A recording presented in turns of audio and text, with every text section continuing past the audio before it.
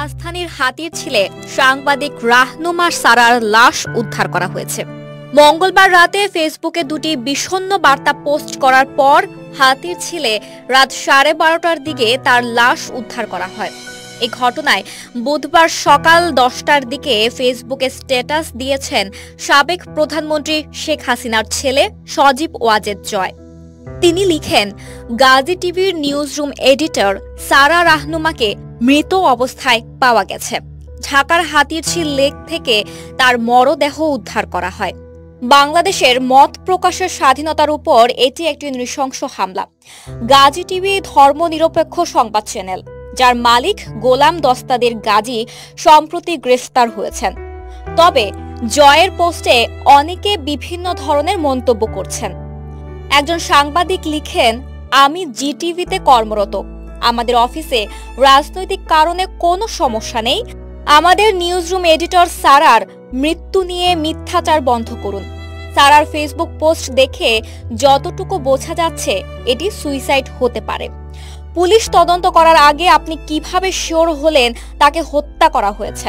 মৃত্যুর আগে করা ফেসবুক পোস্টে সারা তার মনের অবস্থার কথা প্রকাশ করে বন্ধুর জন্য শুভকামনা জানায়। স্বামীর সঙ্গে সম্পর্কে টানাপোড়েনের কারণে তিনি বিচ্ছিন্ন হতে চাইছিলেন বলে জানা গেছে। জানা যায়, রাহনুমা সারা জি টিভির নিউজ রুম এডিটর হিসেবে কাজ করতেন। তিনি কল্যাণপুরে থাকতেন। সারা নোয়াখালীর সোনাইমুড়ি উপজেলার ইসলামবাগ কৃষ্ণপুর গ্রামের বখতিয়ার শিকদারের মেয়ে। মৃত্যুর আগে মঙ্গলবার রাত 11টার দিকে তার সামাজিক মাধ্যম ফেসবুকে রাহনুমা সারা লিখেন, তোমার মতো বন্ধু পেয়ে আমি ভাগ্যবান। আল্লাহ তোমার সর্বদা মঙ্গল করুক। আশা করি শীঘ্রই তোমার সব স্বপ্ন পূরণ হবে।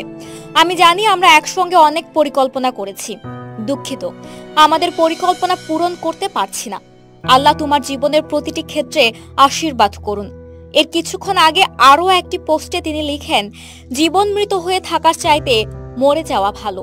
সারার স্বামী সায়েদ শুভ্র বলেন, সম্পর্কের মাধ্যমে 7 বছর পূর্বে আমরা পরিবারকে না জানিয়ে বিবাহ করেছিলাম।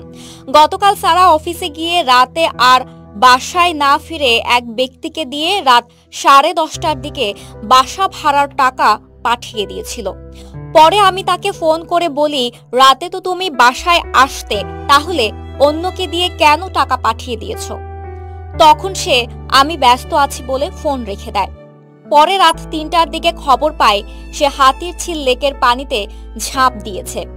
পরে ধামেক এসে তাকে মৃত অবস্থায় দেখতে পাই। তিনি আরো বলেন, আমাদের মধ্যে কোনো ঝগড়াও হয়নি, তবে বেশ কিছুদিন আগ থেকে আমার স্ত্রী বিচ্ছিন্ন হয়ে যেতে যাচ্ছে। আমরা দুজনই কাজী অফিসে গিয়ে ডিভোর্স দিয়ে আসব। দেশের এই পরিস্থিতিতে আর কাজী অফিসে যাওয়া হয়নি।